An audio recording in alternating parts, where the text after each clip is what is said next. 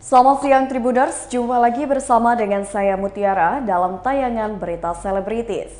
Kami akan menyajikan informasi terupdate dan menarik seputar selebritis tanah air untuk Anda. Dan inilah Berita Selebritis selengkapnya. Berita pertama datang dari DJ Una diperiksa polisi selama 8,5 jam terkait kasus DNA Pro. Putri Una Astari Tamrin alias DJ Una diperiksa penyidik Bareskrim Mabes Polri selama 8,5 jam. Saat diperiksa, DJ berusia 34 tahun itu dicecar 35 pertanyaan. Kuasa hukumnya Yafet Risi mengatakan 35 pertanyaan itu terdiri dari pertanyaan sebagai korban maupun sebagai saksi robot trading DNA Pro. Yafet menerangkan bahwa kliennya tergiur investasi bodong lantaran diiming-imingi keuntungan besar. Kliennya pun akhirnya mengajak teman dan saudaranya untuk bergabung investasi di DNA Pro. Dengan begitu, DJ Una rugi hingga 900 juta rupiah akibat mengikuti investasi di DNA Pro tersebut. Sedangkan sebagai saksi, DJ Una mengatakan bahwa ia mengisi acara yang dibayar oleh pihak DNA Pro. Namun secara nominal, ia enggan menyebutkan besar honor yang diterimanya. Kendati demikian, DJ Una belum tahu apakah nantinya yang honor tersebut akan diminta oleh penyidik atau tidak. Berikut wawancara dengan DJ Una dan kuasa hukumnya.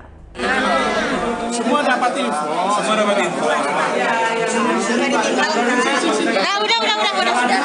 Udah. Oke. Yuk, Om. Galak-galak. Gimana tadi? Ya, bismillahirrahmanirrahim. Jadi alhamdulillah semua berjalan dengan lancar. Terus saya juga berterima kasih dengan penyidik sudah memperlakukan Una dan tim Polri juga dengan sangat baik, sangat ramah. Dan Una tadi juga sudah berlaku kooperatif. Hari ini hadir di Bareskrim. Berapa pertanyaan hari ini? Ya, Baik. cukup lama sih. Ada 20 kalau atau lebih?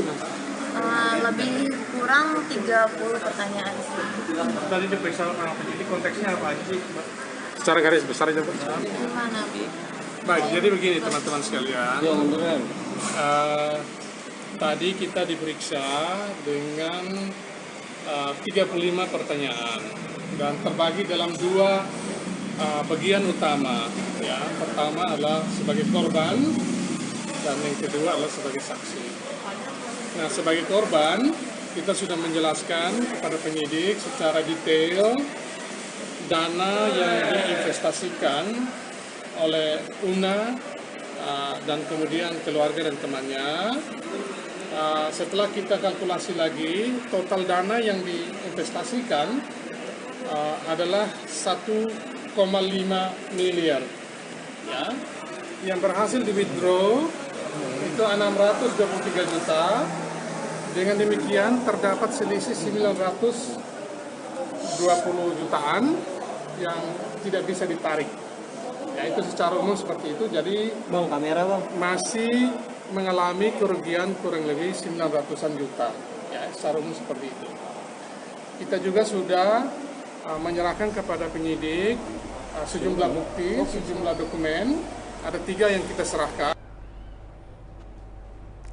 Berita selanjutnya datang dari artis cantik Prilly Latukonsina merasa nyaman saat mengisi acara komedi. Prilly Latukonsina terlihat luwes ketika mengisi acara di salah satu program komedi di stasiun televisi. Dalam panggung itu, Prilly dipasangkan dengan Wendy Cagur. Keduanya menunjukkan kepiawaian membuat penonton terkekeh. Menurut Prilly, ia cukup nyaman bergenre komedi. Meski ia nyaman dengan genre komedi, bukan berarti Prilly Latukonsina tidak kesulitan. Kesulitan Prilly hanya satu, yaitu tidak bisa menahan tawa ketika sedang beradu di depan layar kaca. Berikut wawancara dengan Prilly Latukonsina.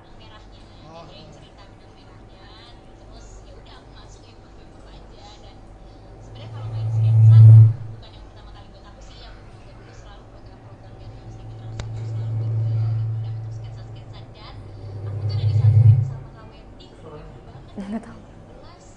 Dari 2016 aku diundang bintang tamu, kalau sketsa pasti jadi pacarnya Kak Wendy. Nggak pernah enggak. Jadi kayak udah chemistry kita tuh udah dapet banget, dan selalu banget aku pasti selalu ketawa kalau misalnya sama dia.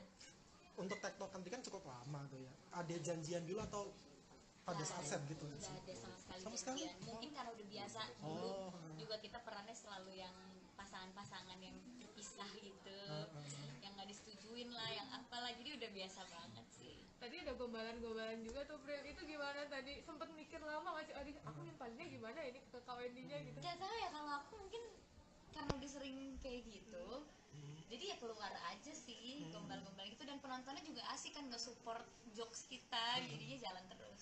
Prilly kan kita kenalnya lebih ke drama komedi ya, drama komedi romantis. Ini komedi yang komedi banget gitu, sulit nggak? Sulitnya nahan ketawanya, jadi aku nggak bisa di saat. Berita selanjutnya, somasi terbuka dilayangkan kepada Hotman Paris atas dugaan pencemaran nama baik. Hotman Paris diduga melakukan pencemaran nama baik terhadap organisasi Perhimpunan Pengacara Indonesia atau PERADI yang dipimpin oleh Otto Hasibuan. Andi Riza Fardiansyah selaku Koordinator Advokat Muda Bergerak Indonesia atau AMIP mengatakan, Hotman Paris menyatakan bahwa PERADI di bawah kepemimpinan Otto adalah tidak sah dengan dasar adanya putusan Mahkamah Agung nomor 997 tahun 2022. Menurutnya tindakan Hotman bisa menciderai profesi sebagai seorang advokat. Karena pernyataan Hotman yang sebut kartu tidak sahnya advokat pun bisa mengancam profesi tersebut. Tak hanya itu, Hotman dinilai tidak mencerminkan profesi advokat seperti tidak menjaga wibawa seorang pengacara. Dengan begitu, dalam somasi terbuka ini, Hotman Paris meminta maaf kepada seluruh anggota PERADI dan Otto Hasibuan melalui media cetak hingga elektronik. Apabila dalam waktu 3 hari tidak memenuhi permintaan somasi tersebut, maka Andi dan pihaknya akan melaporkan Hotman Paris ke polisi. Berikut wawancara dengan pihak terkait. Bahwa advokat PERADI adalah tidak sah untuk beracara di pengadilan, termasuk pemberitaan yang disebarkan melalui Instagramnya. Untuk itu, dengan ini kami akan memberikan teguran atau somasi kepada Saudara Hotman Paris Hutapea yang isinya akan disampaikan oleh rekan saya, Andi Ferdiansyah. Silakan.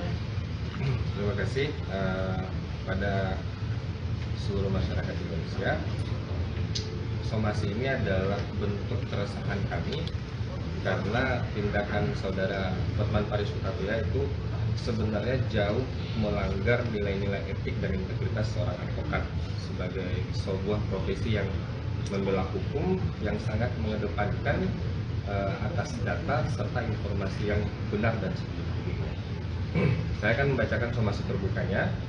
Dengan segala hormat, somasi terbuka ini kami tujukan kepada Hotman Paris Hutapea. Bersama ini, kami Advokat Muda Indonesia Bergerak menyampaikan somasi terbuka yang bersangkutan atas dasar hal-hal sebagai berikut. Yang pertama, bahwa kami Advokat Muda Indonesia Bergerak mengecam segala tindakan dan perilaku Saudara Hotman Paris Hutapea berupa pernyataan-pernyataan melalui sosial media pribadinya atas perseteruannya dengan Profesor Dr. Otto Hasibuan, SHMM, selaku Ketua Umum DPM PERADI, yang meresahkan para advokat muda di seluruh Indonesia. Yang kedua, bahwa Saudara Hotman Paris Hutapea selaku public figure yang memperkenalkan dirinya sebagai seorang advokat telah melakukan tindakan-tindakan yang senyatanya tidak menjaga wibawa dan tidak mencerminkan profesi advokat sebagaimana dalam Kode Etik Advokat Indonesia, yaitu advokat harus senantiasa menjunjung tinggi profesi advokat sebagai profesi yang terhormat atau officium noble. Yang ketiga, memposting foto atau video yang tidak sesuai dengan marwah dan nilai seorang advokat. Berita selanjutnya datang dari Natasha Wilona dan Abizar, ungkap keseruan akting bersama dalam series terbarunya. artis Natasha Wilona dan Abizar Al-Ghifari telah menyelesaikan series terbarunya berjudul Cool Boy versus Cool Girl. Bercerita tentang kehidupan anak SMA, Natasha Wilona mengaku sangat menyukai karakternya kali ini. Menurut artis 23 tahun tersebut, sosok Keisha yang ia perankan memiliki karakter rajin dan paham akan mimpinya di masa muda. Tidak jauh berbeda, Abizar Al-Ghifari juga menyebut menyukai pola pikir Naufan, karakter yang ia perankan. Menurut putra mendiang Ustadz Jeffrey Al-Bukhari itu, karakter Naufan begitu gigih menggapai kecintaannya terhadap olahraga renang. Lebih lanjut, Natasha Wilona mengaku bila series terbarunya kali ini juga memiliki keunikan yang lain. Menurutnya, kisah dalam Cool Boy versus Cool Girl sangat sesuai dengan kehidupan remaja SMA. Begitupun dengan Abizar, ia menyebut karakternya sangat menarik sebagai sosok remaja SMA yang dingin dan misterius. Baik Natasha Wilona ataupun Abizar, mereka merasa bahwa sangat senang bisa bekerja sama dan memiliki chemistry yang bagus satu sama lain. Sebagai informasi, Cool Boy versus Cool Girl yang diadaptasi dari Wattpad remaja mengangkat kisah cinta masa SMA dan keseruan saat meraih mimpi di masa muda. Berikut wawancara dengan Natasha Wilona dan Abizar. Terakhir, ya itu mungkin ya poin positifnya kita syuting bareng, kompak. Prosesnya sendiri mungkin kalian seperti apa? Cerita-cerita sebelumnya yang pernah kalian perankan selain dari ide ceritanya sendiri apa sih? Menurut aku jarang banget sih syuting series yang seringan ini, ceritanya, dialognya, adegannya. Maksudnya biasanya kan drama romance kayak berat, penuh dengan diem, jarang banget ngomong, mukanya tegang terus. Di sini yang lebih ngeselin. Coolnya itu bukan perkara dia merasa so ganteng, enggak, tapi coolnya karena dia misterius.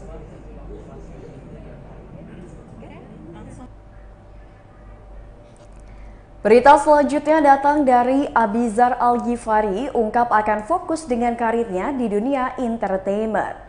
Anak mendiang Ustadz Jeffrey Al-Bukhari, yakni Abizar Al-Ghifari, mengaku kian fokus terhadap karirnya di industri hiburan tanah air. Abizar menyadari perihal tanggung jawabnya sebagai anak laki-laki tertua untuk menghidupi keluarga usai ditinggal sang ayah 9 tahun lalu. Pria berusia 21 tahun itu juga menyadari kondisi sang ibu, yakni Umi Pipi, yang sudah tidak memungkinkan untuk terus bekerja. Oleh karena itu, Abizar tak ragu membantu hingga mengambil alih peran tersebut demi keluarganya.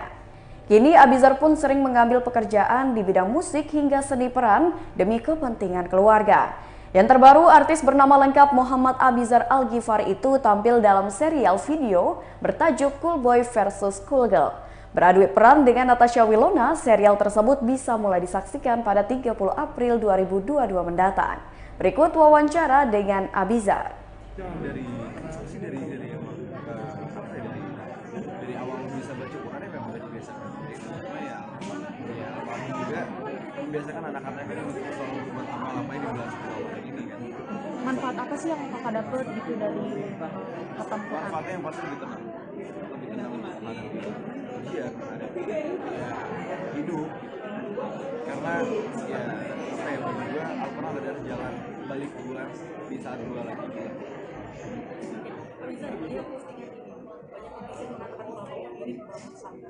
Waduh, ya gimana ya? Kalau ada orang bilang mirip, ya alhamdulillah, terima kasih. Tapi dari gue sendiri, gue nggak mau mencoba untuk miripin diri gue sendiri sama bokap, karena ya gue bokap, ya itu adalah bentuk kasih sayang gue terhadap adik-adik dan kakak dan nyokap juga sih. Ya wajar lah, maksudnya selama 9 tahun ini kan ya hidup dengan mereka aja gitu, tanpa ada bokap juga. Ya udah alhamdulillah.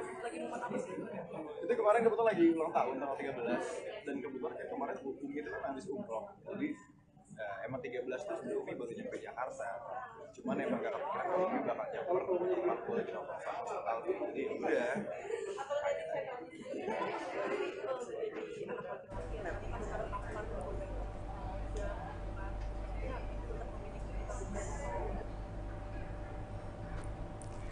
Baiklah Tribuners, itulah berita selebritis bersama dengan saya Mutiara. Selamat siang dan sampai jumpa.